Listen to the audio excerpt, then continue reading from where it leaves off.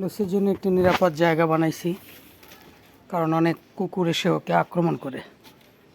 এখানে একটি দরজা দিছি, এই যে দরজাটা, এবং এই সাইডটা কাঠ দিয়ে গত 2 দিন ধরে মোটামুটি বেশ মজবুত একটা বেড়া দিছি, কারণ ও এখন খুবই অসুস্থ। আজকে হাসপাতালে নিয়ে গেছিলাম, ট্রিটমেন্ট দিছে, টানা 10 দিনের ট্রিটমেন্ট। এখনও পুরোপুরি সুস্থ না, তবে ওই যে ওষুধ খাওয়ালাম, ডিম খাওয়ালাম, কেক খাওয়ালাম, খাবার খাওয়ালাম, শুয়ে শুয়ে খাচ্ছে, মানে ওর বসার কোনো শক্তি নাই। আগামীকালকে সকালবেলা ওকে একটা ট্রিটমেন্ট দিব, মানে 2টা ইঞ্জেকশন আছে, ক্যাটোফাস এবং আরেকটা এই যে আমার নাতি নাতনি। এখন নামকরণ করিনি, জন্মের পরই মা অসুস্থ, খাবার খাইতে কষ্ট হচ্ছে। আগামীকালকে আশা করতেছি যদি কিছুটা উন্নত হয় তাহলে আর সমস্যা হবে না ইনশাআল্লাহ। কালকে যদি উন্নতি না হয়, দুধ পাচ্ছে না বাচ্চারা, তা মোটামুটি কালকে থেকে ওদের দুধের ব্যবস্থা করব। দুধের ব্যবস্থা করে ওদের পর্যাপ্ত খাবারের, যদিও এখন ওরা তেমন খাবার খাওয়ার চেষ্টা করতে, কিন্তু চিল্লাপাল্লা করতেছে না।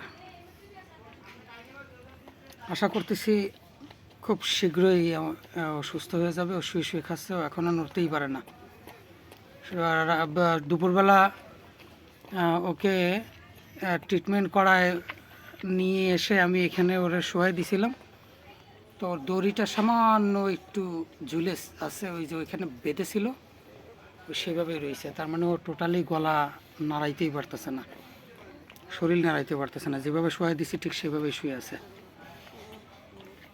তবে ব্যথার ওষুধ দেওয়ার পর এখন মোটামুটি একটু খাচ্ছে, আশা করতেছি ঠিক হয়ে যাবে। আশা করতেছি টানা 5 দিন এভাবে ট্রিটমেন্ট দিলে, সকালবেলা আবার ট্রিটমেন্ট আছে, দিলে সম্ভবত ঠিক হয়ে যাবে। আল্লাহ ওরে মাফ করে দিক, এই 5টা বাচ্চা আর ও সারা রাত জেগে আমাকে পাহারা দেয়। আমি যেখানে থাকি কর্মস্থলে, আমি যতক্ষণ বসে থাকি ততক্ষণ ও সারা রাত জেগে জেগে আমাকে পাহারা দেয়। আমার একটা বিশ্বস্ত সঙ্গী। ও যতক্ষণ পাহারা দেয় ততক্ষণ আমি নিশ্চিন্তে ঘুমায় থাকি, কারণ আমি জানি যে কোনো শত্রু আসলেই ও তাদেরকে প্রতিহত করবে অথবা আমাকে জাগায় দিবে, সতর্ক করে দিবে। আশা করতেছি ও সুস্থ হয়ে যাবে। সকাল থেকে দুপুর থেকে ধীরে ধীরে খাওয়াইছিলাম, এখন মোটামুটি খাচ্ছে।